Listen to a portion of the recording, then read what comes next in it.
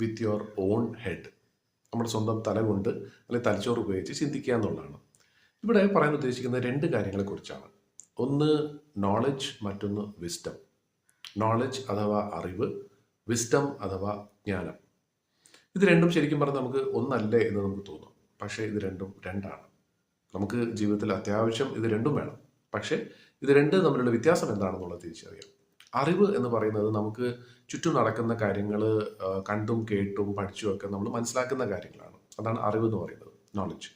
പക്ഷേ ഈ അറിവിനെ നമ്മൾ എങ്ങനെ പ്രയോജനപ്പെടുത്തുന്നു എന്നുള്ള ആ ഒരു കഴിവാണ് വിസ്ഡം എന്ന് പറയുന്നത്, അല്ലെങ്കിൽ ജ്ഞാനം എന്ന് പറയുന്നത്.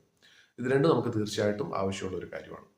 പക്ഷെ പലപ്പോഴും ഇന്നത്തെ ശരിക്കും പറഞ്ഞ ഒരു ജീവിത സാഹചര്യത്തിൽ നമുക്ക് അറിവ് പല രീതിയിൽ കിട്ടുന്നുണ്ട്. ഇപ്പം നമ്മൾ ലോകത്ത് എവിടെ ഇരുന്നാലും ലോകത്ത് ചുറ്റും നടക്കുന്ന ഈ നിമിഷം നടക്കുന്ന പല കാര്യങ്ങളെക്കുറിച്ച് നമുക്ക് ഉടനെ തന്നെ നമുക്ക് ഇൻ്റർനെറ്റ് ഉപയോഗിച്ചൊക്കെ നമുക്ക് കണ്ടുപിടിക്കാൻ പറ്റും. പക്ഷേ ആ അറിവ് കൊണ്ട് നമ്മൾ എന്താണ് ചെയ്യുന്നത്? എന്തെങ്കിലും ചെയ്യുന്നുണ്ടോ? കാര്യമായിട്ട് ശരിക്കും പറഞ്ഞാൽ കാര്യമായിട്ട് നമ്മളൊന്നും ചെയ്യുന്നില്ല. നമ്മൾ എന്തൊക്കെ കുറേ കാര്യങ്ങൾ ജീവിതത്തിൽ പഠിക്കുന്നുണ്ട്. അതിങ്ങനെ മനഃപ്പാഠം പഠിക്കുന്നു, പരീക്ഷയ്ക്ക് വേണ്ടി നമ്മൾ പഠിക്കുന്നു, അത് എഴുതുന്നു, പാസ്സാവുന്നു, ജോലിയിലേക്ക് പോകുന്നു, അങ്ങനെ അങ്ങനെയൊക്കെ പോകുന്നതാണ് ജീവിതം. നമ്മൾ ശരിക്കും പറഞ്ഞാൽ നമ്മുടെ സമയവും നമ്മുടെ ആ നേടിയിട്ടുള്ള അറിവും നമ്മൾ എങ്ങും തന്നെ പ്രയോജനപ്പെടുത്തുന്നില്ല. സയൻസ് പഠിക്കുന്നു, ലാംഗ്വേജ് പഠിക്കുന്നു, എന്താ പറയുന്നത്, കണക്ക് പഠിക്കുന്നു, ഇതെല്ലാം പഠിക്കുന്നുണ്ട്. പക്ഷേ നമുക്ക് ഒരു ചെറിയൊരു കണക്ക് കൂട്ടാനാണെങ്കിൽ പോലും നമ്മൾ ഉടനെ നമ്മുടെ കമ്പ്യൂട്ടറോ അല്ലെങ്കിൽ നമ്മുടെ ഫോണോ ഉപയോഗിച്ചാണ് നമ്മൾ കൂട്ടുന്നത്. ഇത് കണക്കിൽ ഒരു ചെറിയൊരു കാര്യമാണെങ്കിൽ പോലും അങ്ങനെയാണ്. അത് അതേപോലെ തന്നെ ജീവിതത്തിലും ഒരു വലിയൊരു പ്രശ്നം വന്നാലും ശരിക്കും പറഞ്ഞാൽ എന്ത് ചെയ്യണം എന്നുള്ള ഒരു അറിവ്, ആ ഒരു കഴിവ് നമുക്ക് പലപ്പോഴും നഷ്ടപ്പെടുകയാണ് ചെയ്യുന്നത്.